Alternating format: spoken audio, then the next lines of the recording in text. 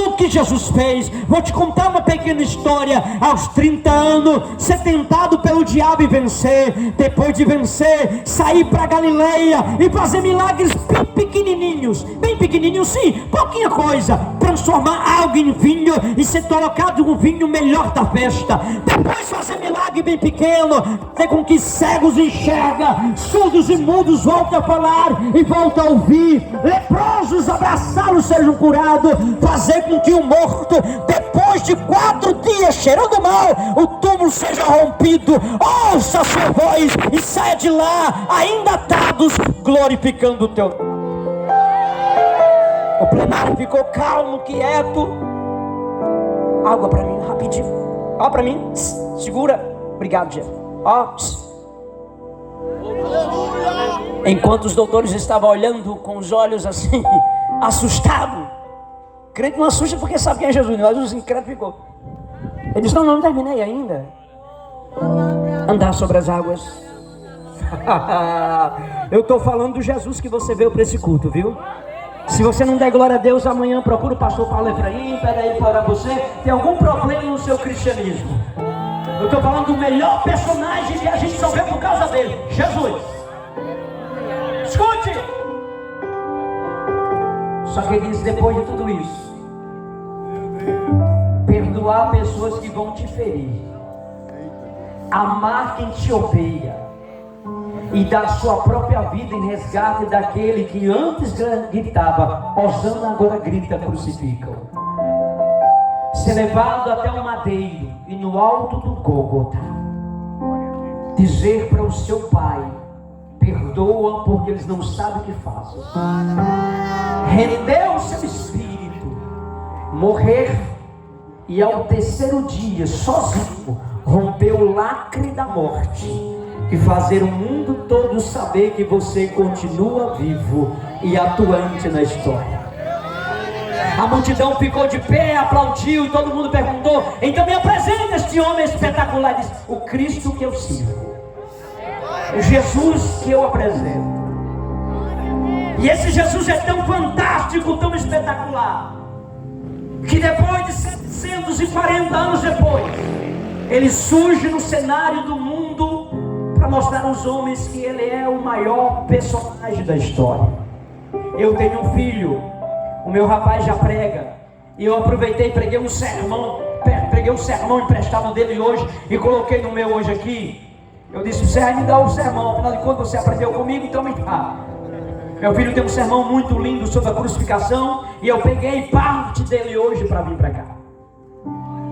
Olhe para mim, Cristo nasce. Mas quando ele nasce, ele vem com uma missão: nos alcançar por sua graça. Eita, olha aí.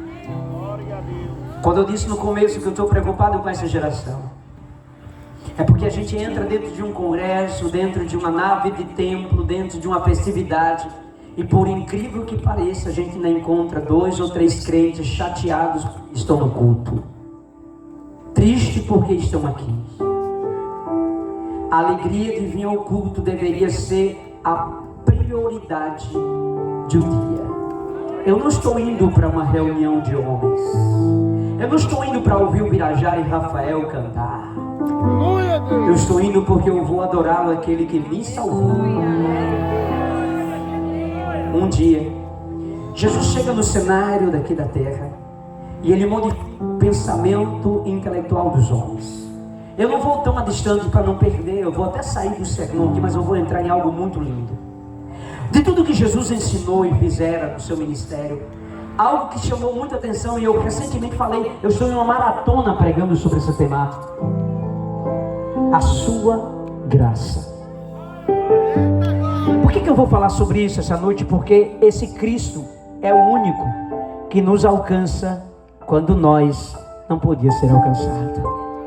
Eu gosto de João dizendo o seguinte, poeticamente, Jefté: não foi vocês que me escolheram. Eu vou ler bem devagarzinho para você, olha para mim. João 15:16 diz assim: não foste vós que me escolheu, mas fui eu que te escolhi.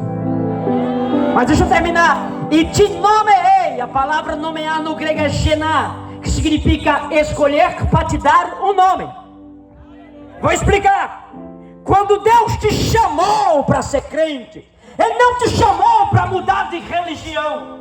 Ele não te chamou porque você é o bonzinho de Mossoró. Ele te chamou porque viu dentro de você a capacidade de ser um servo de Deus.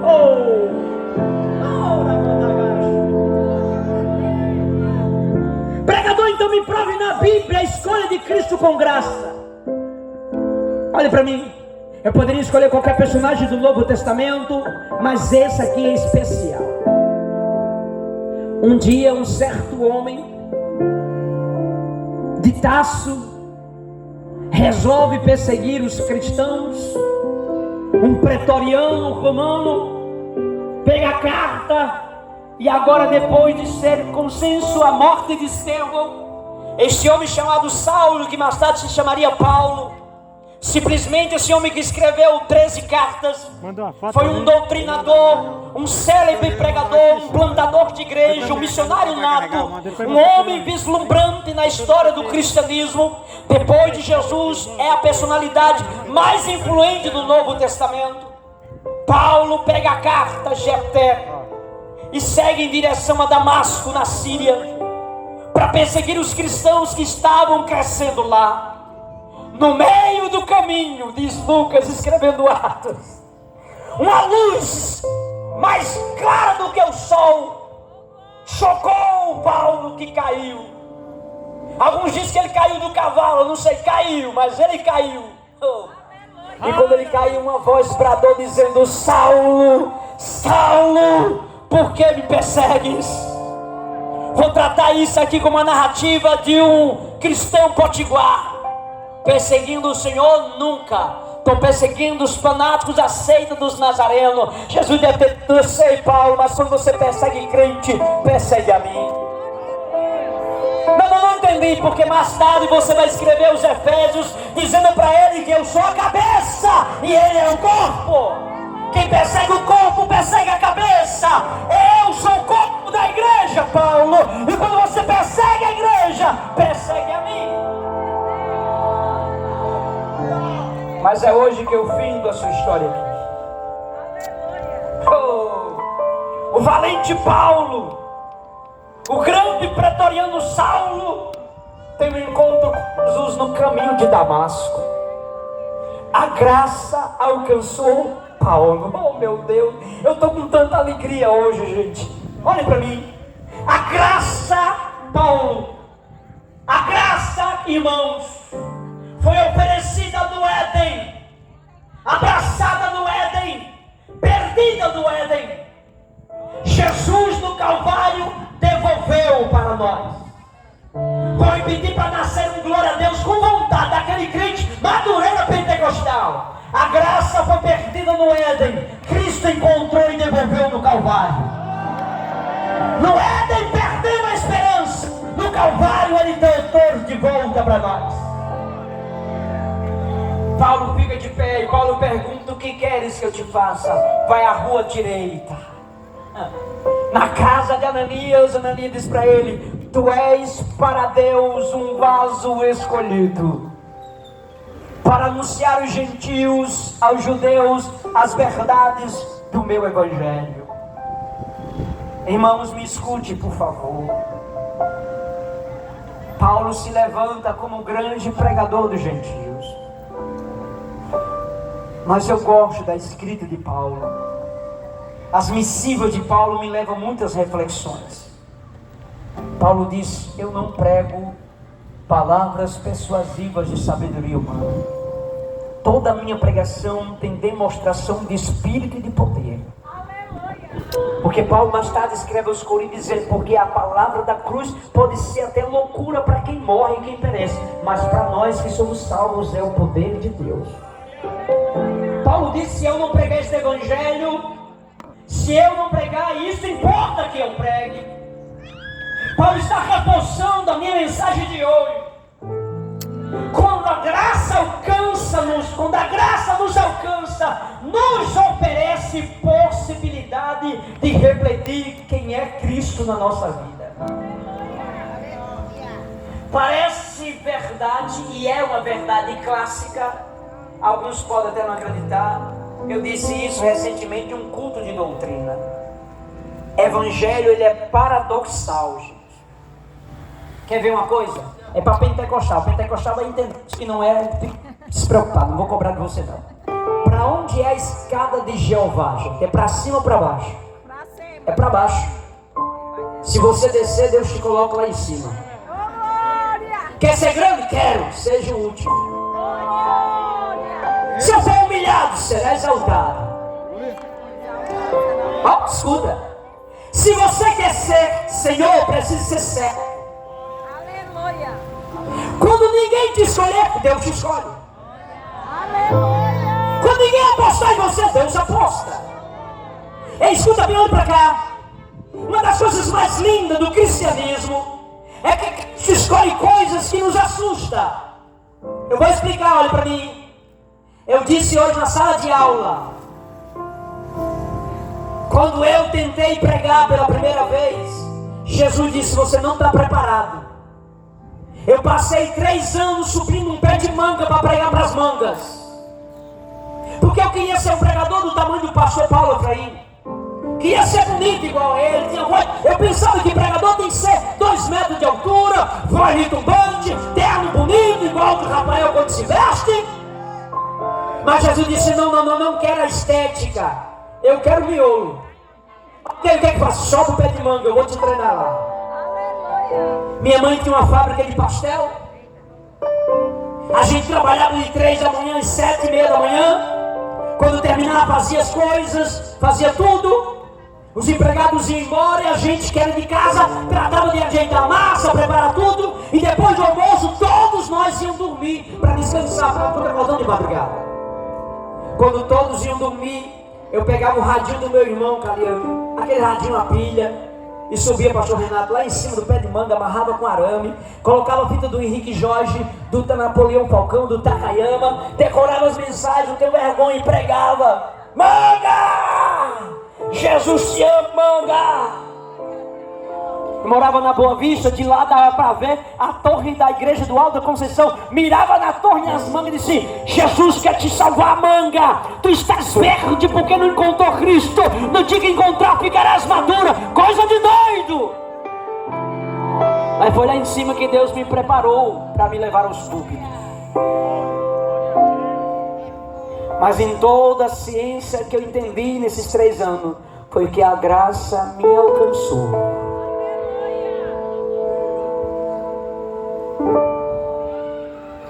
Um dia, esse mesmo Paulo escreve algumas cartas, ensinando, demonstrando, atribuindo ministérios, fortalecendo a igreja, exortando, consolando. Escreve cartas falando sobre dons, batismo com o Espírito Santo, falando da capacitação de obreiro, fala de igrejas, doutrinas básicas da fé. Mas um dia Paulo escreve um capítulo que mexe com a estrutura de todo o Evangelho. Olha para mim, olha para mim, olha para cá. Você já encontrou um crente dentro da igreja que parece que anda igual aquela ave? Tô fraco, tô fraco, tô fraco, tô fraco. Como é o nome daquela ave? Guiné. Obrigado. É Guiné mesmo? O Guiné. Tô fraco, tô fraco, tô fraco, tô fraco. Eu escrevi um texto recentemente sobre Deus odeia as desculpas. Olha para mim. A gente ama dizer que somos úteis. Como assim? Se você liga para um irmão, ele está tão ocupado. Esse irmão, eu estou tão ocupado hoje. Parece luxo, né? Todo mundo odeia, ou melhor, Deus odeia a pressa. Paulo calmamente ensina para nós algo que merece um olhar especial. Ele vai agora causar um fresor dentro da sua mente. Olhe para mim, gente. Se Paulo estivesse escrito as suas 13 cartas e ele não tivesse colocado o capítulo 12 da segunda carta de Coríntios, eu e você hoje estaria pregando aqui. Eu poderia até pedir permissão ao pastor Paulo Efraim para trazer uma capa de super-homem com uma letra P aqui. Eu vou pregar hoje sobre o Super Paulo, o homem que depois de Jesus foi o homem impecável. Porque se você estudar a biografia de Paulo, você vai encontrar depois da sua conversão um homem íntegro. Eu vou repetir, um homem íntegro.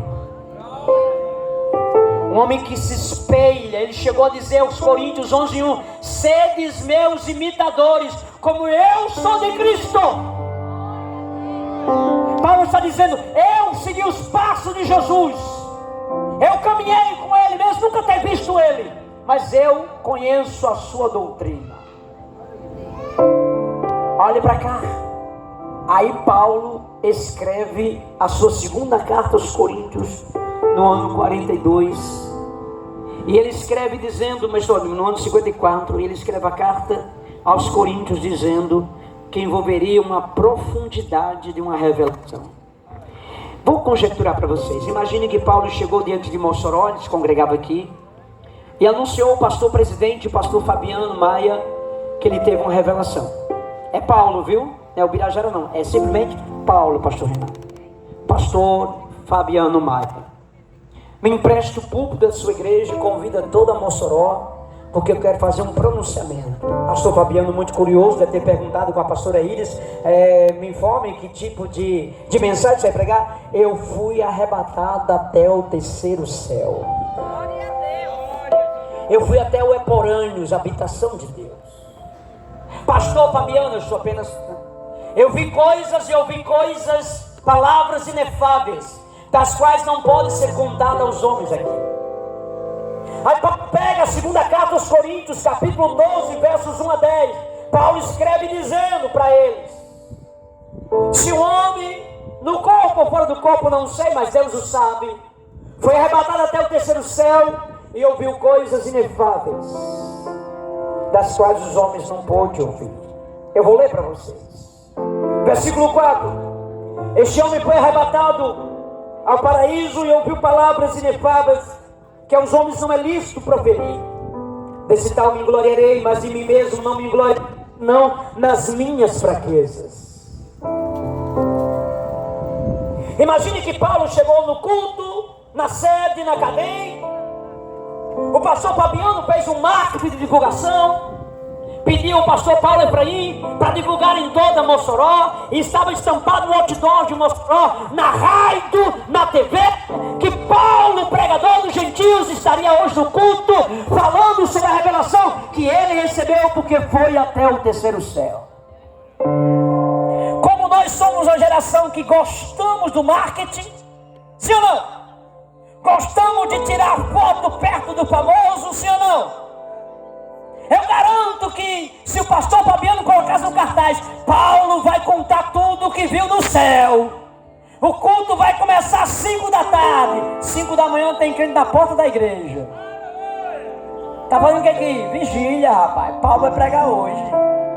Não é Jefté não, não é o Birajara não, é Paulo. E tem mais, viu? Os crentes fofoqueiros da igreja, sabe? Diz assim, ó, ele disse que foi no céu, vai revelar os querubins, o trono de Deus, a rua de ouro. Imagina os crentes compartilhando no grupo do WhatsApp: é hoje que a tampa da chaleira voa, já estou preparando um aviãozinho, porque hoje vai ser Pentecoste. Paulo disse que nos levaria para o céu. Ei, 5 da tarde, quem trabalha chegou lá e ficou no último final da rua Antônio Penta. É isso, pastor Paulo, ali? Avenida Antônio Penta, no final. Mostrou gente de todo lugar do mundo veio para cá. Quem afinal de contas vai para cá? Paulo. Enche a boca, diga comigo: Paulo. Simplesmente o pregador Paulo. Não é Eliseu Rodrigues não, Napoleão Falcão, Birajara não. É simplesmente o pregador dos gentios. Só que Paulo, ele tem a graça. Ele chega no culto, antes de entrar, um monte de gente tirando foto com Paulo. Até eu ia tirar, ia perder a oportunidade. Paulo senta lá no culto, pastor Fabiano ansioso. Irmãos, como eu conheço o pastor Fabiano, é um grande amigo. Quando um pregador de bagagem vai para a sua igreja, me permita, pastor Paulo, para ele falar isso, ele sabe, eu gosto disso, ele sabe que o pregador precisa de tempo, e ele dá tempo, porque eu já fui beneficiado com isso. Então ele simplesmente dá o seguinte: pastor Paulo, o culto começou de 5 horas, o senhor chegou às 6 horas, a gente vai cantar uns hinos, mas de 7 horas eu te entrego o microfone, o senhor pode até à meia-noite. Mas aí o pastor Fabiano entregou o microfone a Paulo. Paulo pega no microfone e todo mundo correndo para os primeiros bancos. Fotos, vídeos, selfie. Paulo vai pregar. Faz aí, irmão, no Instagram, ao vivo agora, transmita para o mundo todo.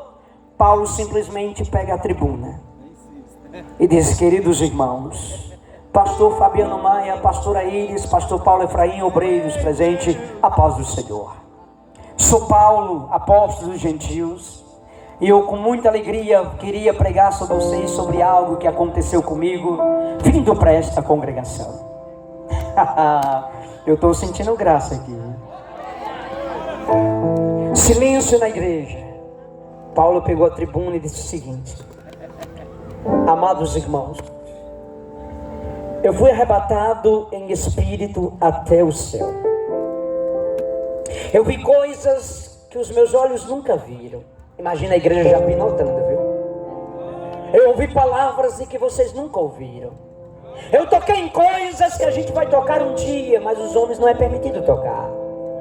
Eu vi a glória do trono. Pedi permissão para pregar sobre isso. Porém Jesus disse para mim que eu mudasse o sermão hoje. Imagina os crentes tudo assim, mudar o quê? O sermão. Amados irmãos, se eu tenho que me gloriar nas revelações que me foram colocadas, me gloriarei nas minhas fraquezas. Imagina os crentes santarrão da igreja: fraqueza, Paulo é santo, Paulo é vaso, Paulo é ouro, Paulo é isso. Paulo disse: eu sou vaso, eu sou crente, fico debaixo da graça, oro constantemente. Mas Jesus me mostrou um menino para dizer o seguinte: olha para cá. Pois embora desejasse me gloriar, não serei insensato, pois direi a verdade, mas agora evito, para que nenhum homem pense de mim, além do que vem em mim me ouve, e para eu não me exaltar, além da medida, por causa da abundantes revelações, foi-me dado um espinho na carne, um mensageiro do diabo, para me esbofetear, para não me exaltar, além da minha medida. Imagine que Paulo parou e disse assim: vocês pensam que eu não orei? Vocês estão pensando que eu não orei? Olha o verso 8: por isso supliquei em oração 3 vezes ao Senhor que fosse afastado de mim. Sabe qual foi a resposta de Jesus? Não foi que a chave vai chegar na tua mão, que os rios vão se abrir, que eu vou te dar o que você pedir. A resposta de Jesus foi um não na minha cara: não vou te curar, não vou tirar o espinho, não vou tirar a tua fraqueza. Por quê? Porque a minha graça te basta. Imagina os crentes tudo assim olhando, né, na madureira. E Paulo disse: gente, olhe para mim. Aleluia, Deus. Porque Cristo precisava das minhas fraquezas. Para que eu possa ser utilizado com Ele, eu preciso ser um vaso frágil, dependente exclusivamente para Ele.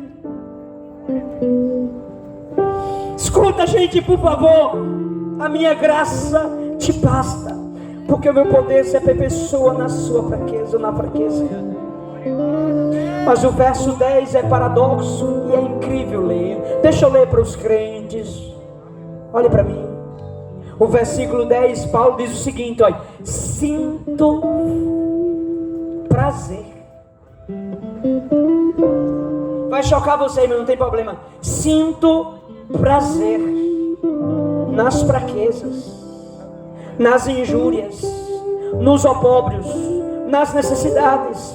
Eu sinto prazer nas perseguições, eu sinto prazer nas angústias, eu sinto prazer nas tristezas, por causa de Cristo.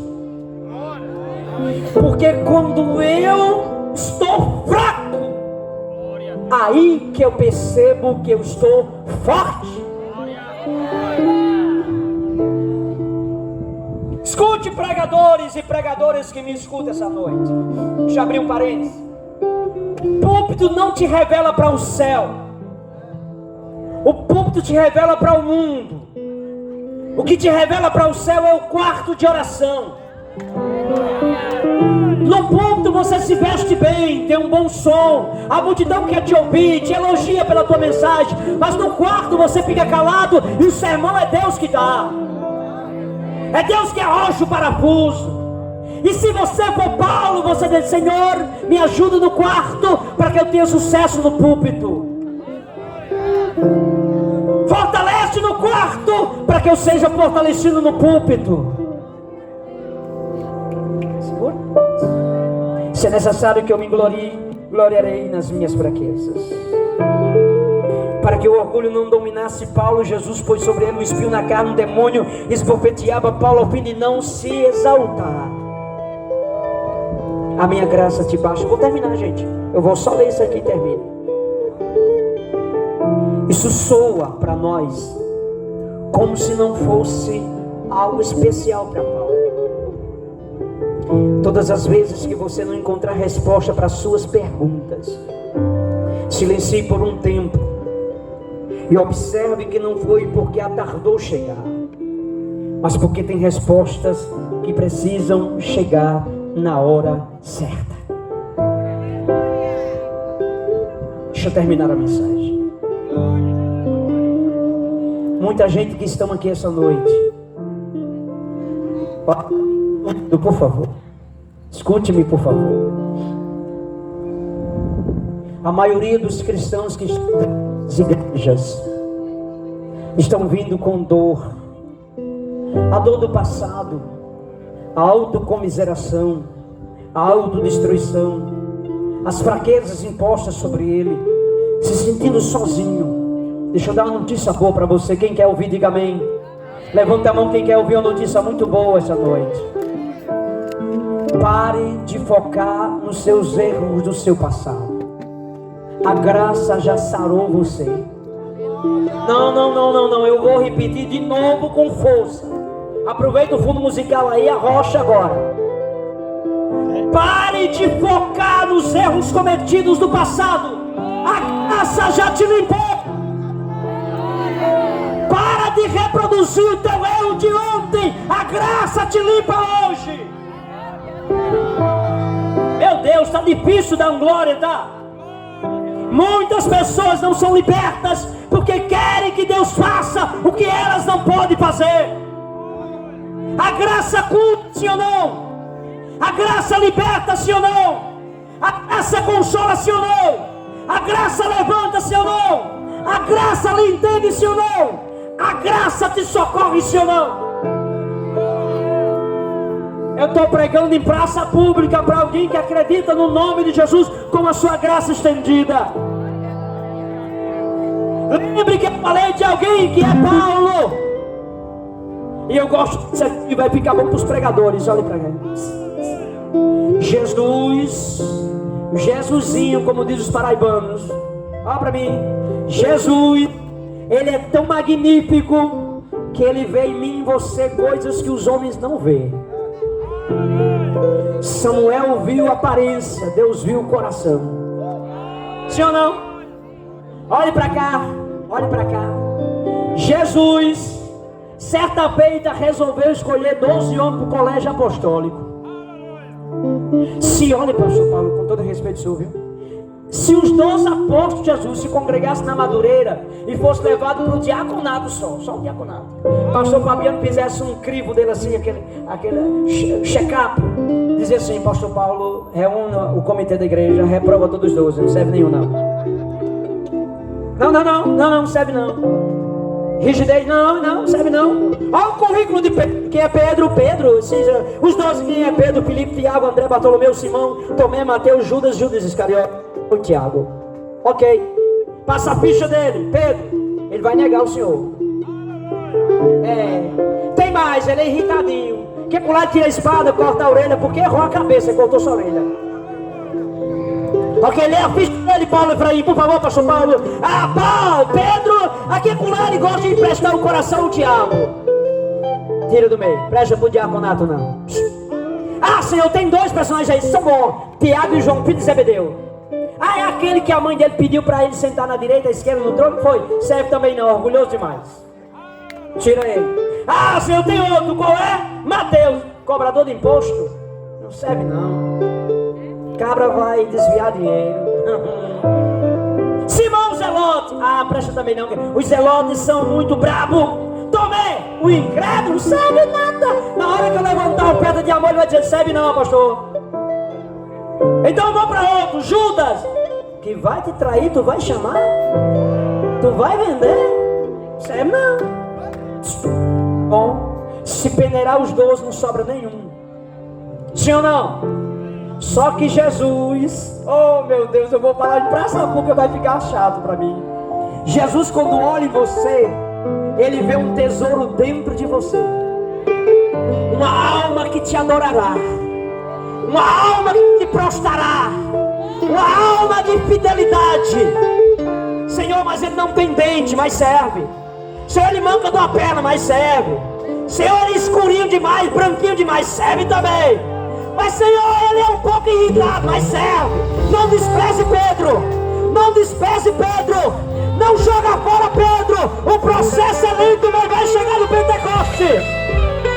Jesus está dizendo para alguns Pedro essa noite, dizendo, imagina o discípulo chegou, Senhor, Pedro lá em Cesareia, tu disseste para ele que ele seria o pastor da igreja. Tu vai quebrar a cara, Jesus. Não, por quê?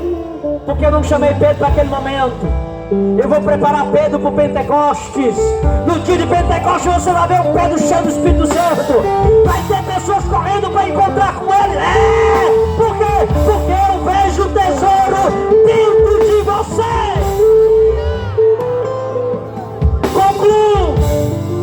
Concluindo a mensagem, um som baixinho agora. Rafael, meu filho, me ajuda. Dá para me ajudar? Eu sei que tá fora da hora, mas depois eu dou um abraço no pastor Efraim, a gente fica tudo tranquilo. Vai para mim. Concluindo. Quando você sair desse culto, isso aqui é terapia espiritual. Quando você sair daqui do culto, que lembrar dos boletos. Fica calado, Caliano.